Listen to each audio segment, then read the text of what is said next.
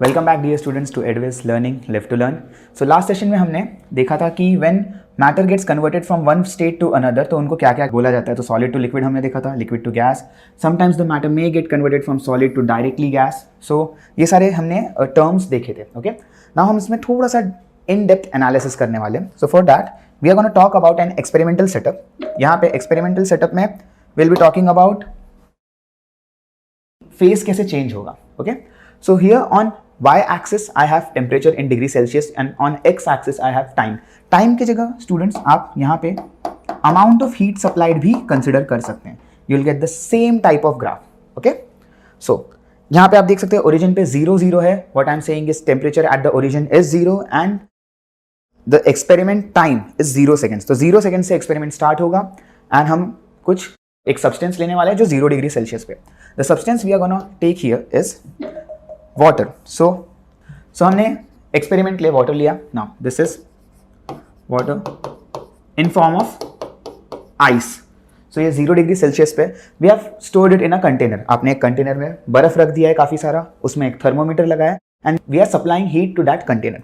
जब हम heat supply करेंगे ना डियर स्टूडेंट्स, तो आप नोटिस करोगे कि the temperature on the thermometer will show 0 degree Celsius for some time. आप हीट सप्लाई कर रहे हो तो द हीट और should I say the time दोनों बढ़ने लगेगा। They will keep increasing. तो एक्स एक्सिस पे आपको कुछ रीडिंग्स मिलेंगे।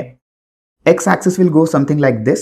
यहां पे जा रहा है x axis, but in y axis there will be no such increment. Y axis पे कुछ भी इंक्रीमेंट नहीं होगा because temperature is not rising as we should have expected. So यहां पे क्या होगा, आपका आइस मेल्ट होते जाएगा। Okay, the ice will keep on melting and melting. The moment the whole ice in the container melts and वो पानी बन जाएगा, उस टाइम पे हम हीट कंटिन्यूस सप्लाई कर रहे हैं तो you will see a rise in the temperature. So temperature में ये राइज आने लगेगा। ओके, सो यहाँ से टेम्परेचर का राइज हुआ। सो 0 डिग्री से सम राइज, ये राइज होगा अप टू 100 डिग्री सेल्सियस। आप कंटिन्यूस हीट प्रोवाइड करते रहोगे, the temperature will rise up to 100 degree Celsius. Then फिर से कुछ टाइम के लिए temperature will stay at the same value. Heat supply हो रहा है फिर भी टेम्परेचर सेम है। यहां पे क्या होगा स्टूडेंट्स, आपका जो वाटर है वो गर्म होते होते फिर 100 डिग्री सेल्सियस पे we have now reach the steam point. तो आपका पूरा पानी स्टीम में कन्वर्ट होने लगेगा। ड्यूरिंग दिस पॉइंट टेम्परेचर नहीं बढ़ेगा फिर से एंड देन यहां से टेम्परेचर इंक्रीज हो जाएगा। So you'll see such a graph. Students, ये ग्राफ इंटरेस्टिंग इसलिए बिकॉज ये एक्सपेरिमेंट से हमको समझ रहा है there are 2 kinds of heat. One heat you can see is responsible for change in temperature. यहां पे और यहां पे डेल्टा टी इन्वॉल्व है, टेम्परेचर चेंज हो रहा है। तो the heat supplied during these parts, यहां पे चेंज हो रहा है temperature, but heat supplied during this part, यहाँ पे टेम्परेचर चेंज नहीं हो रहा। So delta T is equal to 0। So हम 2 टाइप की हीट्स की बात करते हैं। एक जहाँ पे टेम्परेचर चेंज हो रहा है where delta T is not 0, दूसरा जहाँ पे टेम्परेचर नहीं चेंज होगा where delta T is 0। The part where temperature remains constant is called phase change. So यहाँ पे फेस चेंज हो रहा है एंड यहाँ पे भी फेस चेंज हो रहा है। यहाँ पे आइस कन्वर्ट हो रहा है वाटर में, so we are going from solid to liquid, this is called fusion. यहाँ पे लिक्विड से गैस आ रहा है, so it is called vaporisation. Okay, so जो हमारा हीट है वी कैन रफली say that it is divided into 2 kinds. One is your sensible heat, the other is latent heat. Students, latent का मतलब होता है छुपा हुआ, हिडन। सो ये हीट हिडन है। आप देख सकते हैं यहाँ पे heat is being supplied, but आपके पास इसको मेजर करने के लिए कोई फिजिकल डिवाइस नहीं है। सेंसिबल के लिए हम थर्मोमीटर रख देते हैं and we can see the rise और ड्रॉप इन टेम्परेचर। बट देखो ये फेज, यहाँ पे तो टेम्परेचर चेंज ही नहीं हो रहा है। तो यहाँ पे हीट सप्लाई हो रहा है कि नहीं हो रहा हमें नहीं पता। अनलेस वी ऑब्जर्व कि फेज में चेंज हुआ है कि नहीं, वी कांट टेल कि हीट सप्लाई हो रहा है कि नहीं। So what I am saying is कि ये हिडन है, छुपा हुआ है, छुपा रुस्तम है ये। सो हीट फ्रॉम हियर हम बोलेंगे this is latent heat and यहाँ पे टेम्परेचर चेंज नहीं होता है। सेंसिबल हीट में डियर स्टूडेंट्स टेम्परेचर चेंज होता है, तो delta T is not equal to 0। So question में आ रहा है इसकी भाई फिर ये हीट कर क्या रहा है। If it's not raising the temperature, इसका मतलब ये काइनेटिक एनर्जी में वर्क नहीं कर रहा, kinetic energy, average kinetic energy of particles ये इंक्रीज नहीं कर रहा, तो कर क्या रहा है, it is changing the phase या changing the state of body. So latent heat क्या करता है, बॉडी का स्टेट चेंज करता है। सेंसिबल हीट में नो चेंज इन स्टेट, और शुड आई से फेज, वहां पे फेज वर्ड यूज किया था, यहाँ पे भी phase, no change in phase of the body. So ये आपको समझना चाहिए, sensible will increase the temperature, it is related to temperature, इसलिए सेंसिबल हीट के फॉर्मूला में डेल्टा टी आता है। हमने अभी लास्ट सेशन में देखा था Q is equal to M S delta T, वहां पे डेल्टा टी आ गया, तो ये sensible heat. In latent heat ये टर्म आपको दिखेगा ही नहीं, टेम्परेचर से इसका कोई लेना देना नहीं है। ओके, सो लेटेंट हीट क्या होता है ये हम आगे स्टडी करने वाले हैं, बट यहाँ से हमको एक चीज समझ रहा है कि the graph will not be constant, कहीं कहीं पे इसमें स्लोप आ रहा है और कहीं कहीं पे कॉन्स्टेंट है ये, ठीक है, हर जगह सेम हमें फ्लो नहीं दिखेगा ग्राफ में। सो दो टाइप के हीट होते हैं, इसमें से आज के सेशन में हम इसके बारे में स्टडी करने वाले हैं, लेटेंट हीट। ओके, कितने काइंड्स के लेटेंट हीट होते हैं, वो क्या रिप्रेजेंट करते हैं, उनका फॉर्मूला क्या रहता है, all this thing will study in this session. So moving on, phase diagram क्या होता है। नाउ फेज डायग्राम से स्टूडेंट्स आपके काफ़ी कन्फ्यूजन्स दूर होने वाले हैं, काफ़ी मिसकंसेप्शंस जो हम कह सकते हैं कि हमने पढ़ा रहता है कि ओके एक सर्टेन टेम्परेचर पे सॉलिड लिक्विड में कन्वर्ट होगा, ऐसा नहीं रहता। Phase is not just a function of temperature, it is also a function of pressure और वॉल्यूम। सो फेज डायग्राम को पहले मैं डिफाइन करता हूं, graph of pressure versus temperature for any substance is called phase diagram।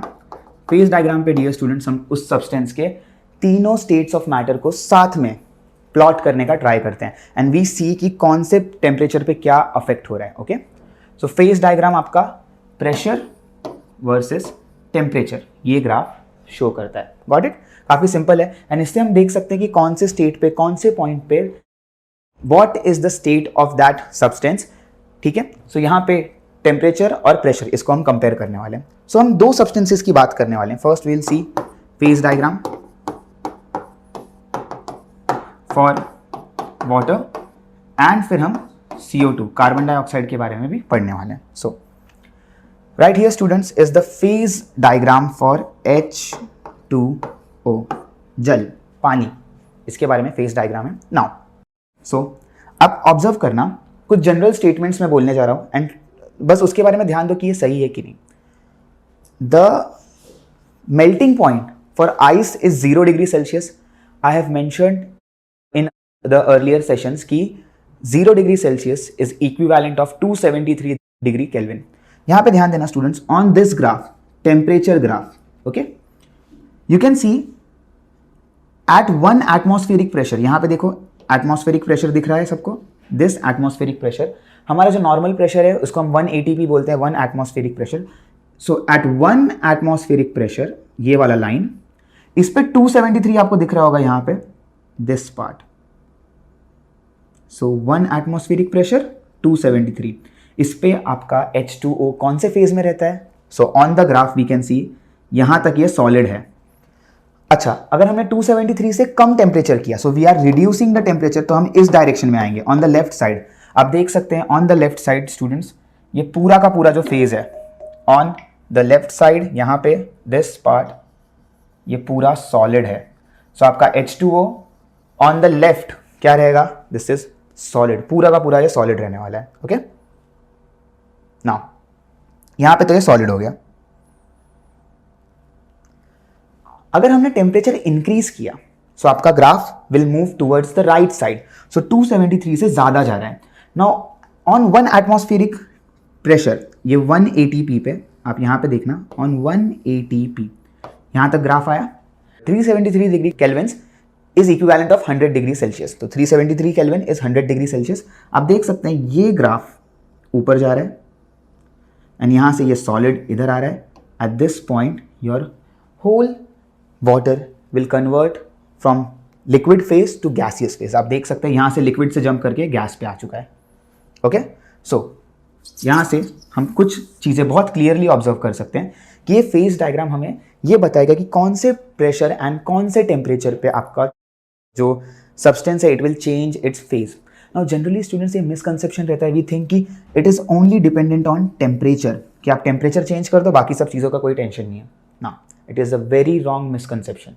यहाँ पे आप समझो बात को, ये सिर्फ 1 atmospheric pressure on this red line, सिर्फ हम ये लाइन की बात करते रहते हैं, यहीं पे टेम्परेचर ऐसे डिपेंड करेगा और एल्स टेम्परेचर ऐसे डिपेंड नहीं करता। नाउ टेम्परेचर एंड प्रेशर, इनका रिलेशन 1 एटमॉस्फेरिक प्रेशर पे आप देख सकते हो, यहाँ पे 1 एटमॉस्फेरिक प्रेशर है एंड दिस पॉइंट 273 पे सॉलिड रहेगा, 373 पे लिक्विड से गैस बन जाएगा। नाउ मेरा क्वेश्चन ये है, if we reduce the pressure तो क्या इफेक्ट होगा बॉइलिंग पॉइंट और मेल्टिंग पॉइंट पे? मेल्टिंग पॉइंट स्टूडेंट वो रहेगा जहां पे सॉलिड से लिक्विड में कन्वर्ट होगा। आप ये ग्राफ देख रहे हैं, ये जो पार्ट है this represents your melting point for all the different pressures. देखो मैं प्रेशर जैसे जैसे कम करते जा रहा हूँ आपका मेल्टिंग पॉइंट में हल्का सा डिफरेंस आ रहा है, बट ये ऑब्जर्व करना स्टूडेंट्स, ये रिप्रेजेंट कर रहा है आपका boiling point, all the boiling points, क्योंकि ये लिक्विड से गैस की तरफ जा रहे हैं। If we reduce the pressure, हम प्रेशर को अगर 0.006 तक लेके आ गए, इस पॉइंट पे आपका सॉलिड लिक्विड और गैस को एग्जिस्ट करता है और इसी को हम स्टूडेंट्स ट्रिपल पॉइंट बोलते हैं। This is known as triple point. ये पॉइंट जहां पे सॉलिड लिक्विड और गैस साथ में एग्जिस्ट करेगा, ट्रिपल पॉइंट। ओके, सो इस पार्ट पे फेज ऑफ सब्सटेंस तीनों इक्विलिब्रियम पे रहते हैं। यहां से ये सॉलिड का कर्व है, this curve represents the equilibrium points between solid and liquid. तो सॉलिड और लिक्विड के बीच में जो इक्विलिब्रियम पॉइंट होता है उसी को तो मेल्टिंग पॉइंट बोलते हैं। सो फॉर डिफरेंट प्रेशर्स, ये ग्राफ है, इसी ग्राफ को LS आप कर्व बोल सकते हो, ठीक है। एंड ये जो है LV कर्व है, लिक्विड और वेपर के बीच का रहता है। ये ट्रिपल पॉइंट हो गया आपका। ये जो कर्व है this is between solid and gas. Solid और गैस में जो चेंज होता है दैट इज सब्लिमेशन कर्व, ठीक है। तो सब्लिमेशन कर्व ये रिप्रेजेंट कर रहा है आपका vaporisation curve, this is your vaporisation curve, liquid और गैस के बीच का ये सब्लिमेशन कर्व है, okay. And this is your fusion curve जो सॉलिड से लिक्विड जा रहा है। आई होप आपको ये पूरा डायग्राम क्लियर होगा। नाउ इन दिस पॉइंट ये मार्क कर लेना please, this is your triple point. Now apart from this one more concept है जो मुझे आपको बताना है, वो ये है कि if we keep on increasing the temperature and the pressure, क्या बोला मैंने, increasing the temperature and the pressure, अगर ये दोनों इंक्रीज कर रहा हूं तो we will get to this point. ये पॉइंट आप सबको दिख रहा होगा, this point is 647 kelvins and on 218 ATP, यानी एटमॉस्फेरिक प्रेशर का 218 टाइम्स। ये जो पॉइंट है ना स्टूडेंट्स, इसके आगे आपने देखा कर्व दिख नहीं रहा है, यहाँ पे कर्व अभी भी दिख रहा है, इधर भी है, बट ये वेपराइजेशन कर्व गायब हो गया है। सो यार अगर मैं इस पॉइंट पे हूँ, if I M eight this point, suppose मैं इस पॉइंट पे हूँ, तो मेरा स्टेट ऑफ मैटर क्या रहेगा? So the common sense tells us कि यार इसके नीचे तो गैस है, दिख रहा है आप सबको, this is gas state, okay. Now अगर मैं इस पॉइंट पे हूँ फ्रॉम हियर, तो मैं हूँ लिक्विड के ऊपर। नाउ मुझे बताओ इस पॉइंट पे क्या रहूँगा मैं, लिक्विड की गैस? एग्जैक्टली कुछ आप बोल नहीं सकते, लिक्विड भी नहीं बोल सकते, गैस भी नहीं बोल सकते। That is the point which is known as critical point, critical point. इस पॉइंट के आगे आर फ्लूइड, जो हमारा लिक्विड और गैस है उनके बीच का डिस्टिंक्शन हट जाता है। द सरफेस जो लिक्विड और गैस को अलग कर रहा है वही गायब हो जाता है and we can't distinct liquid from gas. इसी को सुपर क्रिटिकल फ्लूइड बोला जाता है। Please note it down very carefully, super critical fluid जो क्रिटिकल पॉइंट के आगे चला गया है, ओके। सो यहाँ पे आपका गैस है, यहाँ पे लिक्विड है, this is your critical point. आप नोट कर सकते हैं कि एट 1 एटमॉस्फेरिक प्रेशर, सपोज ये लाइन से मैं एकदम हाई टेम्परेचर पे हूँ, 500 डिग्री सेल्सियस के आसपास, यहाँ पे हूँ मैं कहीं। यहाँ से अगर मैंने टेम्परेचर कम करना स्टार्ट किया तो प्लीज टेल मी यहाँ पे आपको क्या दिखेगा ग्राफ में? आपका गैसियस स्टेट है, टेम्परेचर कम मतलब हम लेफ्ट में आ रहे हैं, तो धीरे धीरे लेफ्ट में आओ, अभी भी गैस है, अभी भी गैस है, टेम्परेचर कम हो रहा है, gaseous state, gaseous state, gaseous state, ये क्या आ गया? Liquid state. So for a certain pressure अगर मैंने टेम्परेचर कम किया, सो आपको दिख रहा रहेगा कि मैं गैस से लिक्विड स्टेट पे आऊँगा एंड देन लिक्विड से सॉलिड स्टेट पे। ओके, नाउ यूजुअली हमारा जो प्रेशर रहता है दैट इज 1 एटमॉस्फेरिक प्रेशर। तो यहाँ से मुझे समझ रहा है कि जब मैं गैस से लिक्विड आऊँगा the temperature will be 373 that is 100 degree Celsius and solid के लिए 273 kelvin that is 0 degree Celsius. Okay, so ये आपको बहुत अच्छे से याद रखना है कि 1 एटमॉस्फेरिक प्रेशर पे ही ये होगा। फॉर अ सर्टन प्रेशर ही हमारा बॉइलिंग और मेल्टिंग पॉइंट रहता है। अगर आपने प्रेशर बढ़ा दिया या कम किया तो आपका बॉइलिंग पॉइंट देखो चेंज हो रहा है। यहाँ पे 100 था, 100 degree Celsius that is 373 kelvin, आगे चेंज हो गया, पीछे भी अलग आएगा, चेंज हो जाए। I hope you all understood this. यहाँ पे इंपॉर्टेंट पॉइंट्स ये आपको याद रखना है। ट्रिपल पॉइंट क्या होता है? Triple point is a point where solid, liquids and gases coexist in equilibrium and critical point is कि इसके आगे इफ टेम्परेचर और pressure is increased will reach a point जहाँ पे fluids that is liquid and gas can not be distinguished. उनके बीच का जो लेयर रहता है जो उनको डिस्टिंग्विश करता है वो हट जाता है।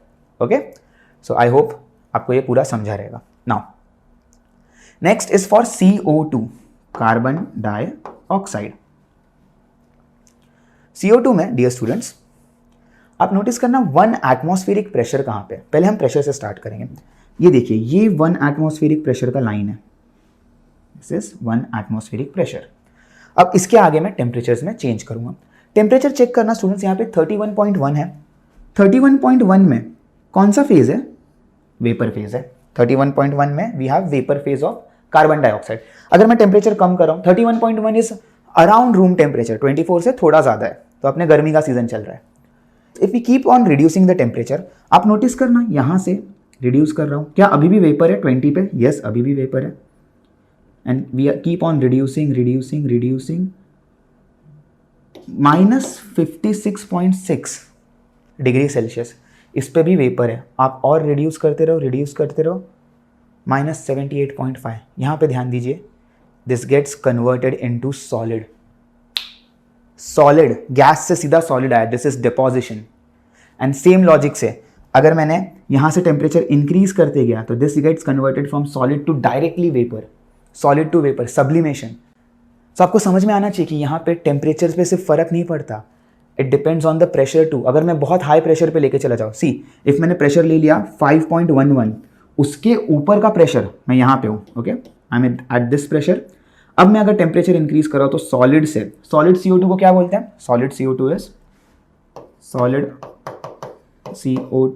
Is dry ice. So dry ice पे हूँ मैं।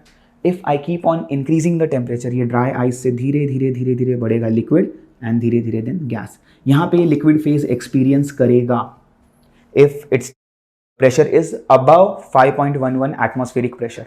Got it? सो प्लीज ये याद रखना, सिर्फ टेम्परेचर पे डिपेंड नहीं करेगा, प्रेशर पे भी डिपेंड करता है what will be the boiling and melting point. That is the reason that we define boiling and melting point on 1 atmospheric pressure. So अगर किसी ने आपको पूछा बॉइलिंग पॉइंट क्या होता है, boiling point, it is the point at 1 atmospheric pressure. इसी को हम नॉर्मल टेम्परेचर प्रेशर बोलते हैं, ठीक है? ATP और NTP से आप रिप्रेजेंट कर सकते हो। 1 एटमॉस्फेरिक प्रेशर पे वो temperature at which liquid gets converted to gas. Same fashion में अगर आपको मेल्टिंग पॉइंट को रिप्रेजेंट करना है तो melting point is the temperature at 1 atmospheric pressure during which solid gets converted to liquid. So I hope आपको पूरा phase diagram समझा रहेगा अच्छे से। नेक्स्ट अप यही सेम फेज डायग्राम में थोड़ा सा डीप एनालिसिस करेंगे और हम लोग समझेंगे लेटेंट हीट क्या होता है। नाउ चलो, अब यहाँ पे मुझे आपकी हेल्प लगेगी। Temperature is in degree Celsius, okay? Temperature मेरा डिग्री सेल्सियस में। नाउ प्लीज टेल मी कि यहाँ पे this is in degree Celsius, please help me out here. Ice, देखो मेरे पास आइस था एट दिस पॉइंट और टाइम मेरा 0 है, टाइम और हीट। इस डायरेक्शन में टाइम और हीट बढ़ने वाला है। सपोज मैंने एक्सपेरिमेंट स्टार्ट कर दिया है। Now heat is provided to the body and time is increasing. So ice अभी भी ये नेगेटिव टेम्परेचर पे, आइस का टेम्परेचर बढ़ रहा है at this point. Here it is written ice plus water, मतलब आइस मेल्ट होने लगा। प्लीज टेल मी ये कौन सा टेम्परेचर होगा? डिग्री सेल्सियस में कौन सा टेम्परेचर रहता है? Now here we are assuming 1 atmospheric pressure. So normal atmospheric pressure में आप मुझे बताइए ये कौन सा टेम्परेचर होगा जहां पे आइस मेल्ट होगा? 0 degree Celsius, 0 degree Celsius. Very good. So इस टेम्परेचर पे आप नोटिस करना, ice and water, solid and liquid coexist in equilibrium. यही हमने देखा था ना यार फ्यूजन कर्व में। अभी हमने क्या देखा था, ये देखिए फ्यूजन कर्व में, this is your fusion curve, solid and liquid को एग्जिस्ट, साथ में एग्जिस्ट करते हैं वो। सो यहाँ पे आप ऐसा नहीं बोल सकते कि सिर्फ आइस रहेगा या सिर्फ वाटर रहेगा। Yes, if we keep on providing heat, so यहाँ से फिर ये वाटर में कन्वर्ट हो जाएगा और फिर वाटर से कंटिन्यूस इंक्रीज होते होते ये पहुंचेगा वाटर प्लस वेपर वाले फेज में। Now please help me out here students. Water plus vapour, कौन सा टेम्परेचर है एट 1 एटमॉस्फेरिक प्रेशर जहाँ पे water will convert into vapour? 100 degree Celsius, 100 degree Celsius. Okay, फिर इसके आगे जब तक पूरा वाटर वेपर में कन्वर्ट नहीं हो रहा है तब तक टेम्परेचर सेम रहेगा and then it will move up. So यहाँ पे हमें दो चीज़ें समझ रही हैं कि टेम्परेचर में कुछ वेरिएशंस आ रहे हैं, एंड वो वेरिएशंस, एक तो यहाँ पे एट दिस पॉइंट आपको लेटेंट हीट का एक एग्जांपल मिलेगा, लेटेंट हीट, और यहाँ पे भी आपको लेटेंट हीट का एग्जांपल मिलेगा। ये दोनों में बस डिफरेंस इतना है कि eight this point the latent heat is helping to convert the solid phase into liquid, and at this point the latent heat is helping to convert the liquid phase into gas. Got it? So यहाँ से चलो latent heat को अब define ही कर लेते हैं। कब से सुन रहे हैं latent heat, उसके लिए कुछ definition भी होना चाहिए। So please look here, latent heat. So इसको define करने के लिए it is the amount of heat required to change phase of one or phase of unit mass of substance without changing its temperature. Okay, so आपके दिमाग में ये question आना चाहिए कि सर यहाँ पे लेटेंट हीट सॉलिड और लिक्विड में हो रहा है, यहाँ पे लिक्विड और गैस में, क्या दोनों सेम रहेंगे? नोप, दोनों सेम नहीं रहते। प्लीज नोट दिस डाउन कि if the phase is changing from solid to liquid और vice versa, solid to liquid या लिक्विड टू सॉलिड, तो जो लेटेंट हीट होता है that is called latent heat of fusion. याद आ रहा है fusion curve, S L curve, solid liquid curve, वो जो फ्यूजन है तो वो लेटेंट हीट ऑफ फ्यूजन हो जाएगा। एंड अगर हम लिक्विड से गैस की तरफ जा रहे हैं so that is latent heat of vaporisation. तो जब मैंने लेटेंट हीट डिफाइन किया था, आई जस्ट टोल्ड यू कि 1 ये होना चाहिए, यूनिट मास होना चाहिए। मैंने ये नहीं बताया था कौन से फेज से कौन से फेज पे। तो यहाँ से हम थोड़ा बेटर डेफिनेशन दे सकते हैं। If somebody asks latent heat of fusion, please define latent heat of fusion. So आप लिखेंगे स्टूडेंट्स की latent heat of fusion, it is the heat required to change the state और change the phase of unit mass of substance from solid to liquid at its melting point. ठीक है, melting point पे solid to liquid में जो change होगा, जितना heat लगेगा that is latent heat of fusion. Similar fashion में आप लिख सकते हैं लेटेंट हीट ऑफ वेपराइजेशन। आप क्या बोलेंगे यहाँ पे कि the amount of heat required to change the phase from liquid to gas at its boiling point. Okay, now जैसे सेंसिबल हीट का फॉर्मूला था Q is equal to M S delta T, वैसे ही लेटेंट हीट इसका formula है dear students, Q is equal to M into L। Okay, यहां पे आप देख सकते हैं कि M L, यहां पे डेल्टा T वाला कुछ सवाल ही नहीं है, चेंज हो ही नहीं रहा टेम्परेचर।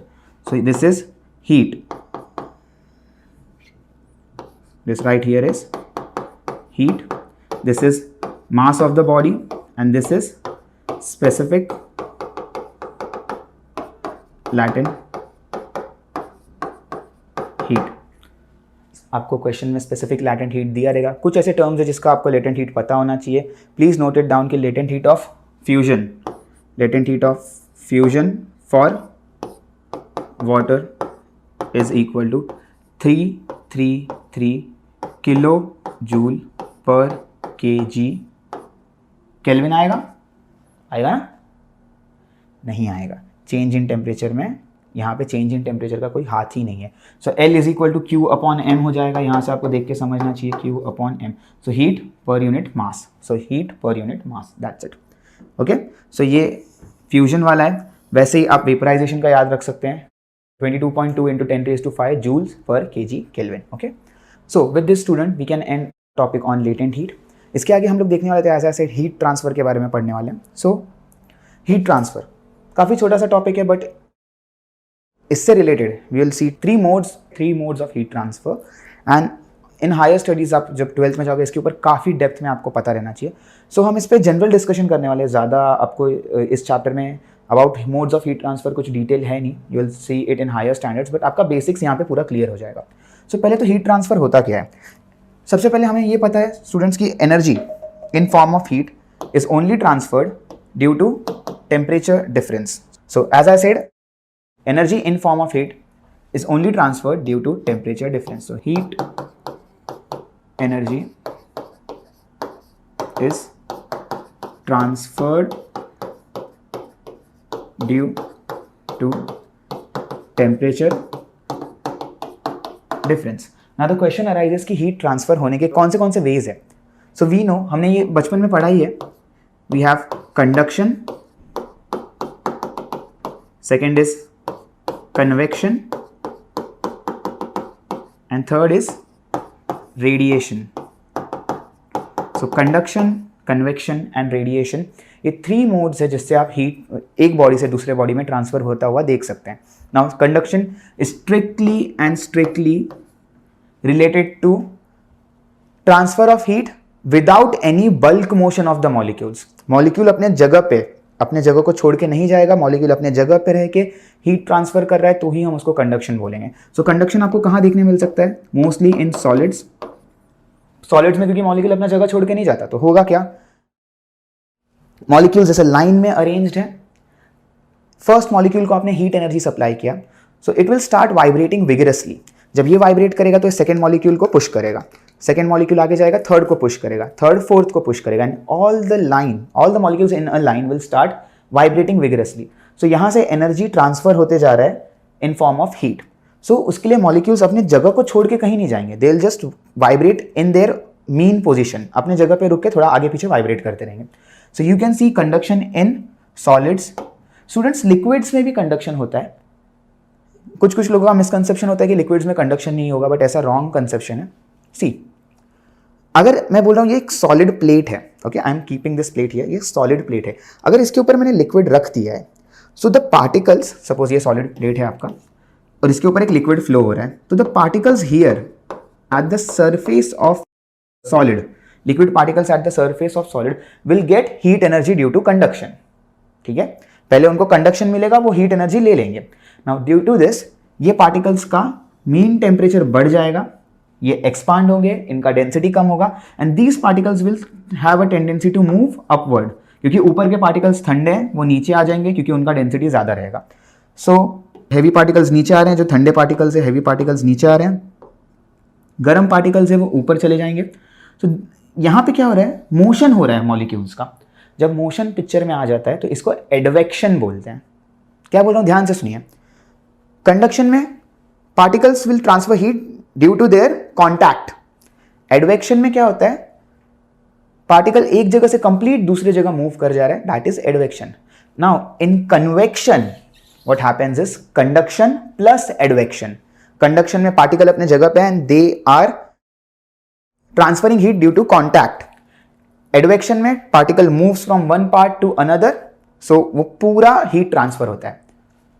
कन्वेक्शन में कंडक्शन और एडवेक्शन दोनों होता है, इसलिए उसका नाम कन्वेक्शन है। It is mostly observed in liquids and gases, तो मैं यहां पे लिख सकता हूं fluids. And last is radiation. Now radiation के बारे में सबसे अच्छी बात ये, it can happen in any matter and ये दोनों के लिए स्टूडेंट्स हमें मीडियम चाहिए होता है, क्योंकि जब मैं बोल रहा हूं these modes of heat transfer require particles so यहाँ पे मैटर रहना चाहिए, so they require some kind of medium. यहाँ पे ऐसा कुछ नहीं है, आपको मीडियम की कोई ज़रूरत नहीं, नो मीडियम इज नेसेसरी। सो जब मैंने बोल दिया नो मीडियम इज नेसेसरी, सो दो ऑब्जेक्ट है, ऑब्जेक्ट 1 ऑब्जेक्ट 2, इन दोनों के बीच में कोई मीडियम नहीं है, still object 1 will transfer heat to object 2 and object 2 can transfer heat to object 1। This is called radiation. इसका प्राइम एग्जाम्पल है the heat that we receive from sunlight. Sun काफ़ी दूर है हमसे, अर्थ और सन के बीच में कोई मीडियम नहीं है, it is complete vacuum, still we receive heat from the sun. Logic क्या है? रेडिएशन से हीट आ रहा है। और एल्स कंडक्शन, कन्वेक्शन ये हमने देखा ही हुआ है। कन्वेक्शन कोई भी आप फायर प्लेस, पानी उबाल लो, दैट इज कन्वेक्शन। नीचे पहले वो गर्म प्लेट से कांटेक्ट करेगा and it will receive heat, फिर उसके मॉलिक्यूल्स बल्क मोशन करेंगे तो वो कन्वेक्शन हुआ। कंडक्शन में पार्टिकल्स एक दूसरे को ही ये डिस्टर्ब करते रहते हैं। सो कंडक्शन के बारे में अगर हमको थोड़ा डेप्थ में समझना है तो conduction it is mode of heat transfer in which heat is transferred due to vibration of particles in their mean position। अपने ही पोजीशन पे वाइब्रेट करते रहेंगे, जितना ज़्यादा आप हीट दोगे उतना मैग्नीट्यूड ऑफ वाइब्रेशन इंक्रीज होगा, जितना ज़्यादा वाइब्रेशन वो दूसरे पार्टिकल्स को हिट करेगा, दूसरा पार्टिकल तीसरे को हिट करेगा and the flow of vibration of molecules will move. इसके वजह से हीट ट्रांसफर होगा, ठीक है। So transfer due to vibration of particles in their mean position, ये होता है conduction. It is mostly observed in solids, okay, and solid liquid interface पे भी आपको मिलेगा, मैंने एक्सप्लेन कर दिया है। Convection is conduction plus advection, तो कन्वेक्शन स्टार्ट होता है कंडक्शन से, कॉन्टैक्ट से, ओके। इसका प्राइम एग्जांपल, सबसे कॉमन एग्जांपल आप देख सकते हैं, व्हेन यू प्रेसिपिटेट, स्वेट होता है जब हमें, तो स्वेट हमारे बॉडी पे रहता है and when a cool breeze of air touches our hand, so air के मॉलिक्यूल्स वहां से वो स्वेट को लेके जाते हैं, स्वेट इवेपोरेट होता है एंड हमारे बॉडी से हीट एब्जॉर्ब करता है। ड्यूरिंग दैट वो जो स्वेट का ड्रॉपलेट है वो बॉडी से कांटेक्ट में है and it is receiving heat in form of conduction. फिर जब वो एयर से कांटेक्ट में आ रहा है तो that is a bulk motion and वहां पे एडवेक्शन हो गया। Conduction plus advection is convection. So जो हीट, जो हमारा बॉडी कूल होता है due to flow of air, that is, हम बोल सकते हैं कि that is due to convection, okay. So अभी हम कंडक्शन के बारे में बात कर रहे हैं। It is due to vibration of particles in their mean position, जितना ज्यादा टेम्परेचर उतना fast vibration, okay. Now conduction में एक टर्म आता है थर्मल कंडक्टिविटी। सो इसको थोड़ा डेप्थ में समझते हैं। थर्मल कंडक्टिविटी, सबसे पहले तो आपको ये ध्यान रखना है, it is a property of a body. ये एक प्रॉपर्टी है एंड ये क्या रिप्रेजेंट करता है? It represents the ability to transfer heat। अगर आपने इतना डेफिनेशन लिखा आपको मार्क्स नहीं मिलेगा। सिर्फ ट्रांसफर हीट हो रहा है ये नहीं लिखना है। कौन से मोड से कर रहे हैं हम ट्रांसफर? कंडक्टिविटी है, किधर से करेंगे? Conduction. So ability of to transfer heat in form of conduction. So for example, एक सिंपल एग्जांपल के लिए आप ये डायग्राम पे ध्यान दीजिएगा। ये एक रॉड है, consider this a simple metal rod. यहाँ पे हॉट एंड है, यहाँ पे सपोज मैंने कोई कैंडल, कोई लाइटर ऐसा होल्ड किया हुआ है। This metal rod will transfer heat in form of conduction. क्या होगा? यहाँ का जो पार्टिकल है it will start vibrating vigorously, क्योंकि यहाँ से हीट आप सप्लाई कर रहे हो। ये पार्टिकल इसको धक्का देगा, ये इसको, ऐसा करते करते हीट दूसरे एंड तक चला जाएगा। So what I am saying is कि अगर मैंने यहाँ से मैंने अगर इसको होल्ड किया है रॉड को, यहाँ पे मैंने कैंडल होल्ड किया है, कुछ टाइम बाद ये रॉड गर्म होने लगेगा due to vibration of particles, heat transfer होगा और मेरे हाथ पे यहाँ पे मुझे गर्म फील होगा। This mode of heat transfer is known as conduction, as simple as that. अब यहाँ पे बस एक छोटा टॉपिक है जो मुझे आपको बताना है, वो टॉपिक है स्टेडी स्टेट। स्टेडी स्टेट का मतलब समझिए प्लीज। अब ये रूम टेम्परेचर पे जैसे ही मैंने सपोज यहाँ पे कैंडल होल्ड किया, अचानक से यहाँ पे टेम्परेचर बढ़ने लगेगा, due to that heat transfer होने लगेगा और हर जगह पे टेम्परेचर इंक्रीज होने लगेगा। अगर मैं इसको 5-10 मिनट ऐसे ही रखूँ ना dear students, what will happen कि इंक्रीज होते होते at this point temperature same हो जाएगा, इधर भी same same same and same. मैं ये नहीं बोल रहा हर एक पॉइंट पे टेम्परेचर इक्वल होगा, मैं बोल रहा हूँ उस पॉइंट पे वो टेम्परेचर उतना ही रहेगा, उससे ज़्यादा भी नहीं होगा, उससे कम भी नहीं।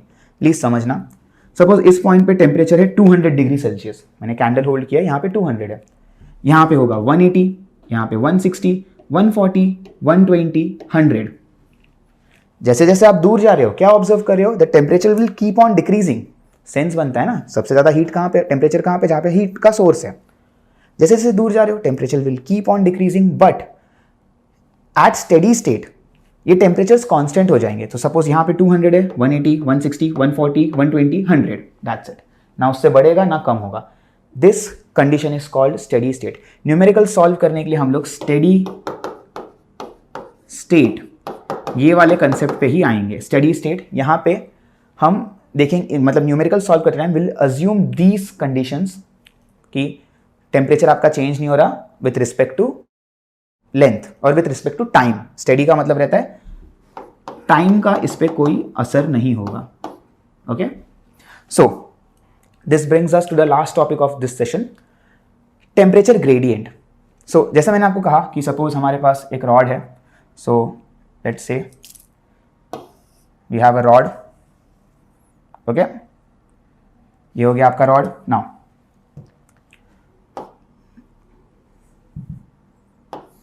दिस इज डिस्टेंस x, यहाँ पे टेम्परेचर T1 है, यहाँ पे टेम्परेचर T2 है। मैं बोल रहा हूँ कि T1 पे रॉड सबसे ज़्यादा गर्म होगा, this is the hot and, this is the cold and. Gradient का मतलब डियर स्टूडेंट स्लोप होता है, कोई चीज़ कैसे चेंज हो रही है with respect to another setting. So graph पे ग्रेडियंट का मतलब क्या होता है, स्लोप कि x एक्सिस में जितना चेंज हो रहा है y एक्सिस में उसके रिस्पेक्ट कितना चेंज होगा, तो ये ग्रेडियंट हो जाता है। सो सेम लॉजिक से हम ग्रेडियंट को यहाँ पे डिफाइन करेंगे। द फॉल ऑफ टेम्परेचर, मैंने अभी बताया था टेम्परेचर कम होने जा रहा है, तो fall of temperature with distance, जैसे जैसे आप दूर जाओगे हॉट एंड से कोल्ड एंड की तरफ टेम्परेचर रिड्यूस होता जाएगा। Fall of temperature with distance between the end of rods, distance क्या है हमारा x, in the direction of flow of heat. Please students याद रखना, हम फॉल कब लिख सकते हैं, जब हीट के फ्लो के डायरेक्शन में जा रहे हैं। हीट यहाँ पे ज्यादा है, आगे जा रहे हो, हीट का फ्लो ऐसे जा रहा है, तो यहां पे टेम्परेचर कम होगा on the right hand side. मैंने लेफ्ट में सोर्स रखा है। If I am coming opposite to the flow of heat, heat ऐसे फ्लो होगा ना, अगर अपोजिट आ रहा हो वहां पे हम टेम्परेचर का फॉल नहीं लिखेंगे, राइज ऑफ टेम्परेचर लिखेंगे। प्लीज फ्रेजेस पे ध्यान देना, यहाँ पे फॉल क्यों लिख रहे हैं, because we are going in direction of flow of heat. Opposite आएंगे तो राइज आएगा ये। सो टेम्परेचर ग्रेडियंट को हम लिख सकते हैं, temperature gradient is equal to T1 higher temperature minus T2 lower temperature upon distance. This is your temperature gradient. ये कहाँ पे काम आने वाला है, ये काम आएगा हमारा नेक्स्ट टॉपिक जो हमने नेक्स्ट सेशन में देखने वाले हैं, about coefficient of thermal conductivity. I hope students आपको आज का पूरा लेक्चर समझा रहेगा। कीप प्रैक्टिसिंग, इसके बाद के सेशन के MCQs वगैरह प्लीज प्रॉपरली सॉल्व करना ताकि आपका कॉन्फिडेंस बिल्डअप हो। Okay students, will meet in the next session. Thank you.